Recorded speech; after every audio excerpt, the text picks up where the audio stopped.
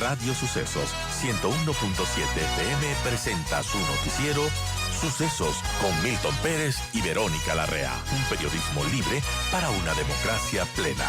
Los hechos y las opiniones de los sucesos que marcan nuestro tiempo.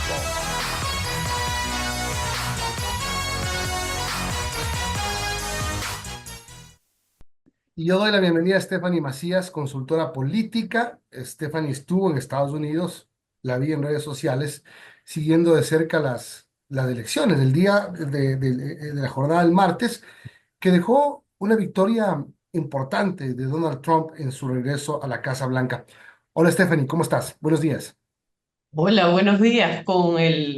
Acabamos de aterrizar hace poquito con la gripe propia de la mona congelada en Washington. He regresado, pero las elecciones estuvieron.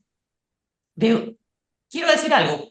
Siempre voy a las elecciones. Este Institute for Democracy me invitó a dar una charla a estas elecciones, pero en las elecciones que ganó Obama, cuando gana Obama, eran mareas humanas en la calle, la gente festejaba, se sentía el ambiente de festejo. El día miércoles, no fue martes las elecciones, que fue, sí, miércoles, el martes en la noche, como todavía no dieron resultados, sino hasta como las 2 de la mañana, pero ya se perfilaba que Trump ganaría, había un ambiente entre zozobra a algunos y alivio a otros. Era una mezcla en el ambiente que se sentía, se percibía esta sensación de qué va a pasar ahora. Eran así como el clima frío de Washington, el ambiente también estaba frío, o la gente votaba con convicción o porque lo iba a hacer porque sí. ¿Qué sentiste del ciudadano en la calle yendo a votar? Nosotros fuimos a un centro de votación como observadores y veías, no había mucha gente, las filas fluían, pero aquí hay lo importante que tenemos que analizar, que es el voto por correo. Recordemos que en el 2020, cuando Trump pierde, uno de sus argumentos era que el voto por correo se le había permitido a inmigrantes y a gente no habilitada para votar, y esos votos se estaban contabilizando. Hubo casi 70 millones de votos por correo. Los republicanos en la mitad de este proceso se dieron cuenta. ¿Y por qué digo mitad del proceso? Porque recordemos, para los que nos escuchan y nos ven, que el voto por correo puedes hacerlo y o enviarlo antes del día de las elecciones para que no vayas a hacer la fila. Cuando los republicanos se dan cuenta que los demócratas están recibiendo muchísima influencia de voto por correo, comienzan a activar una campaña para que los republicanos también votaran por correo. Pero como la vez pasada Trump había generado dudas razonables sobre este proceso, los republicanos estaban tendiendo a no hacerlo. Y esto también está afectando. Una vez que ya se activaron las estrategias, los republicanos comenzaron a votar por correo, y esta es una de las tantas variables que también le da la victoria a Trump. Pero bueno, ya pasó, la gente salió a votar, eligió a Trump, tuvo un resultado importante. Fue más fácil de lo que se pensaba el resultado, Stephanie, porque muchos decían, no, esto va a demorarse días. Eh, Va a haber estados que no terminen, estados péndulos sobre todo, en los cuales podría haber un resultado en favor de Kamala, que podría determinar una elección en favor de los demócratas, pero no fue así. Todo se resolvió más fácil de lo que se pensaba. Sí, hay un antecedente. Hoy estamos hablando de unos Estados Unidos muy polarizados y casi divididos en 40 y pico y 40 y pico. No hay margen de maniobra, no hay muchos indecisos. Vemos que en la mayoría de estados que ha ganado, llámese Trump o Kamala, es 1,5 puntos, un punto, medio punto, ciento y pico mil votos. ¿Qué quiero decir con esto? Que el apéndice se puede haber ido por uno o por otro.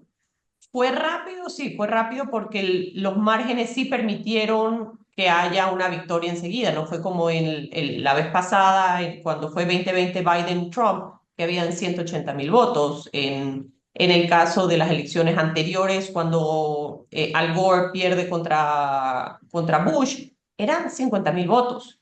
Los márgenes siempre han sido pequeños, pero esta elección y las que vendrán en Estados Unidos, los márgenes van a ser aún menores, porque los estudios demuestran que los que se identifican como demócratas, los que se identifican como republicanos, casi son la mitad. hay un margen de indecisos o independientes que también se le llama, que es de 2, 3 puntos, nada más. O sea que el péndulo se irá para uno u otro casi al, como dicen, estornudas y llegó. Es más o menos lo que pasa en el Senado o en el Ujú, Congreso, que el equilibrio de fuerzas es bastante similar. Ahora, ujú. mucha gente dice, ¿qué le pasa a Estados Unidos?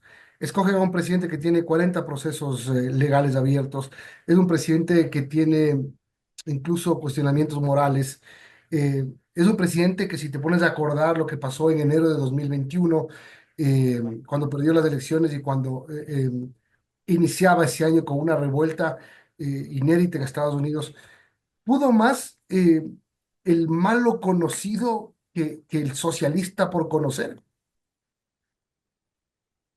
Creo que pudo más una narrativa de 8 años de Trump generando dudas sobre el sistema, generando dudas sobre los medios, y tienes una votación y un elector que cree en lo que hemos hablado siempre, estas burbujas digitales donde todos repiten la misma historia, donde no hay verificación de información y donde se han generado unas narrativas que los electores lo consideran como ciertas, donde lo que le pasa a Trump es víctima de una persecución del sistema para evitar que él sea candidato, y esto es lo que sus electores no solo están pensando, lo creen. Ves focus groups, ves encuestas donde muchas de las bases de Trump dicen que esto es una persecución política. Y esto lo vemos no solo con Trump, para los que nos están escuchando y viendo, lo estamos viendo en el mundo en general. Ya hay, en la era que los americanos en general se llama la posverdad, hay tu verdad, mi verdad y la verdad, pero al final del día hay una sola verdad, que está sustentada con argumentos, con documentos y con pruebas. Pero mientras que estas burbujas digitales sigan alimentándose entre ellos y presentando los argumentos entre ellos, por supuesto los electores de Trump no solo tienen las dudas, sino las certezas que todos los casos de Trump eran producto de persecución política. Stephanie, buenos días. Le saluda Verónica Larrea y hablando de Hola, Verónica. elecciones, bueno, también se ve del otro lado, ¿no? La introspección dentro del Partido Demócrata tras la derrota de Kamala Harris. Y bueno, hay muchos que están culpando justamente al presidente Joe Biden por su insistencia en buscar un segundo mandato, porque no quería abandonar esta carrera política y también por todas sus actuaciones y declaraciones que resultaban penosas, ¿no? De una persona que hacía dudar de su condición, de su salud mental incluso. Yo creo, como lo decía con Milton, ganó Trump, pero hace 2 semanas ganaba Kamala. Era 1,5 puntos. En algunos era medio punto. La elección se iba para uno u otro. ¿Qué es lo que sucede en el caso de los demócratas? Por supuesto, creo que la retroalimentación de esta elección no solo se debe a los tiempos y a la decisión de Biden de optar o no por una segunda vuelta. Creo que les va a tocar hacer una retrospección sobre qué es lo que van a hacer para evitar que sus bases comiencen a transicionar hacia los republicanos. Vemos en cifras como los hombres, tanto afroamericanos como latinos, votaron de una manera robusta por los republicanos. Vemos cómo las minorías, que normalmente han sido la base de los demócratas, en muchos estados y distritos votaron por los republicanos. Entonces, definitivamente el análisis de los demócratas va a tener que ser cómo volvemos a conectar con nuestras bases, cómo volvemos a alinearnos con sus preocupaciones y sus necesidades. Porque hay algo interesante, las minorías, tanto afroamericanos como latinos, han solido votar por los demócratas. En este caso específico, en las informaciones, las cifras, los focus groups, en las encuestas, los hispanos regularizados y en proceso de regularizarse estaban esperando de Kamala una postura más fuerte sobre la frontera y cómo iban a regularizar a los que estaban en proceso y a evitar que siga entrando más gente. Kamala no encontró una narrativa que ayudase a hablar del tema. Era un tema delicado para ella. Y muchos de los latinos que podían votar querían una postura de ella al respecto. Entonces sí creo que van a tener que analizar y tratar de volver a sus bases. ¿Y ahora con quién? Ese es el tema, porque Kamala Harris lo que le va a pasar desde enero es que va a dejar de ser vicepresidenta, va a dejar de tener las influencias políticas que tiene. Es decir, Kamala Harris estaría incluso condenada a ir perdiendo la visibilidad natural que tiene en este momento, que ha tenido hasta el momento. ¿Quién puede emerger como la figura demócrata fuerte? Se ha trabajado mucho tiempo en tratar de convencer a Michelle Obama, ha querido ser, mejor ya quiera, mejor estén buscando otra persona. Yo creo que a los tiempos veremos quién. Hoy no vemos nadie. A ver, sí hay perfiles interesantes, pero nadie que pueda ocupar el rol de liderazgo. Creo que Nancy Pelosi, no estoy diciendo que vaya a ser candidata, pero Nancy Pelosi y todos los que han sido los líderes naturales demócratas, creo que ya es momento de dar la posta. Hoy en día, ayer hacía un análisis en este centro de estudios internacionales y decía lo siguiente: es el primer presidente que va a tener todos los poderes del Estado. Vas a tener mayoría en el Senado y el Congreso, vas a tener el Ejecutivo y tienes el judicial porque tienes mayoría conservadora en La Corte Suprema. en la Corte Suprema. Entonces decía que iba a ser un ejercicio mayor de la oposición y también de los medios de poder tener ese check and balance. Recordemos que una de las fortalezas de la democracia americana es la independencia de los poderes del Estado y cómo el sistema, a pesar de quién esté en el poder, siempre funciona. Hoy es la primera vez que vas a tener un presidente con las características de Trump que tiene de alguna manera injerencia en todos los poderes del Estado. Entonces hablaba del contrapeso que normalmente se necesita para una democracia saludable, también lo va a tener y lo van a tener que dar los medios de comunicación para tratar de darles ese contrapeso. Ahora hablemos de Trump. En la segunda oportunidad de Trump para poder gobernar Estados Unidos, ¿sientes que mete más miedo de lo que realmente se debería tener? Creo por el discurso de aceptación, bueno, digo discurso porque se paró a hablar, pero no vio el teleprompter, vimos a él hablar. Habló de algo que nunca había hablado, que era un poco de reunámonos entre todos y tratemos de encontrar un punto medio entre todos nosotros. Eso no había habido antes. Creo que Trump siempre será Trump en sus formas. Creo que sus fondos requerirán mayor contexto. De nuevo, y estoy pausando porque mientras que pienso, digo, si bien es cierto, él va a llegar a querer hacer lo que dijo el primer día, que es cerrar la frontera, deportaciones, Estados Unidos tiene procesos. Entonces creo que todas sus propuestas van a tener que venir de unos asesores que le expliquen cómo el proceso lo va a ayudar para llegar a su objetivo. Y como estamos hablando antes, el tener mayoría en el Senado y en el Congreso puede ayudarlo a, como dicen los americanos, fast forward, adelantar estos procesos para que sean más rápidos. Pero al final del día, Estados Unidos cuenta con procesos. Entonces no creo que va a ser tan rápido y los americanos dicen, va a ser una aplanadora, porque va a llegar y va a hacer todo. Lo va a intentar, sí, pero a la larga Estados Unidos tiene sus procesos y no importa si eres presidente o tienes la mayoría, tienes que cumplir con ciertos procesos. Ahora, Stephanie, hablando no solamente del interior de Estados Unidos, sino afuera, cómo cambia esta ganancia de Donald Trump a la presidencia en el tema geopolítico, por ejemplo, las relaciones que tendrá con Israel y el conflicto actual que tiene Israel con tantos frentes abiertos, el tema de Ucrania y la amistad que sabemos tiene Trump con Putin, por ejemplo. ¿Qué se podía esperar de eso? Yo creo que en la geopolítica podemos hablar de Ucrania. Definitivamente el apoyo de Estados Unidos a Ucrania va a disminuir, si no es a cesar. En cuanto a NATO, hemos visto las declaraciones de Trump sobre NATO. Yo me parece que leí que ayer iba a tener una reunión los de NATO para ver cuál iba a ser su postura, porque él habló de que Estados Unidos no debiese pertenecer ni financiar. Desde el punto de vista de Latinoamérica, los venezolanos tienen una esperanza, ya que Trump abiertamente ha hablado de apoyar al, a Venezuela para que Maduro salga. Desde el punto de vista de Ecuador, cuando Trump fue presidente y la embajadora Baki tuvieron una relación muy fluida que ayuda a Ecuador. Entonces creo que igual en Latinoamérica no sigue siendo prioridad. La relación con México va a ser una relación tensa, porque si los objetivos y los planes de Trump se mantienen, México está al otro lado de esos planes y va a tener que tener planes de contingencia. Entonces sí, creo que hoy una política internacional profesional tienen que estar todas las cancillerías del mundo haciendo su lista y su plan de contingencia para el día que Trump llegue en cada país.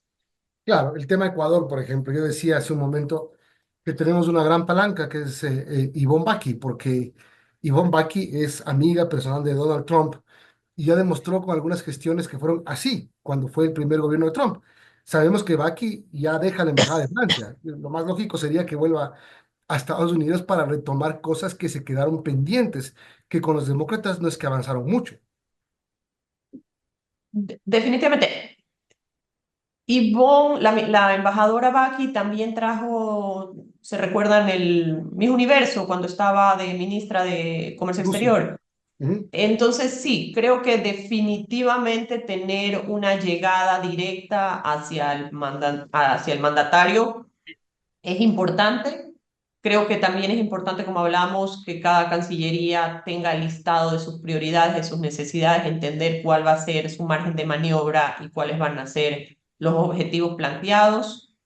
Definitivamente Trump viene con una agenda muy fuerte en cuanto a migración, regularización y deportaciones.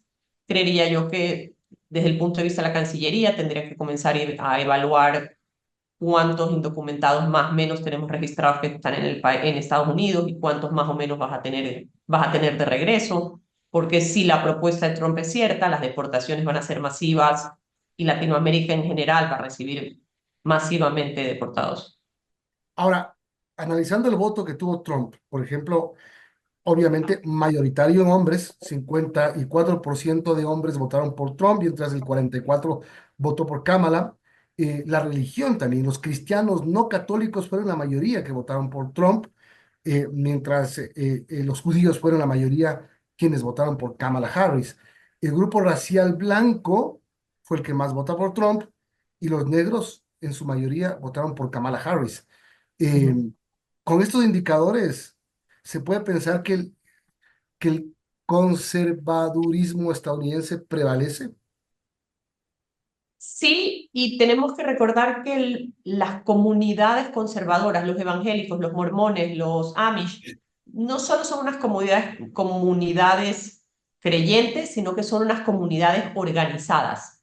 Tienen radios, tienen medios, tienen plataformas digitales, tienen un poder de reproducción del mensaje importantísimo, y eso Trump lo ha sabido aprovechar.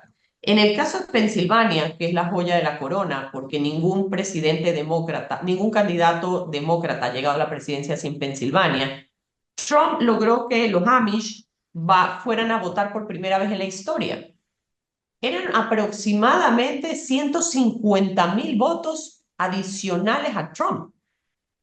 Trump gana con 130 y pico mil votos en Pensilvania. No estoy diciendo que los Amish hayan sido, pero lo que quiero decir es que en esta elección donde cada voto contaba, cuando unas minorías organizadas van y acuden a votar todos, porque son tan organizados que todos acuden, es un beneficio para Trump. En el caso, por ejemplo, de Michigan, cuando lo que tú mencionabas, Milton, sobre Israel y Palestina, Michigan es uno de los estados que tiene la comunidad más grande árabe estadounidense de Estados Unidos. Wisconsin, Michigan y Pensilvania es el muro azul normalmente que se le habla, que se le llama así, son los swing states que suelen irse para los demócratas.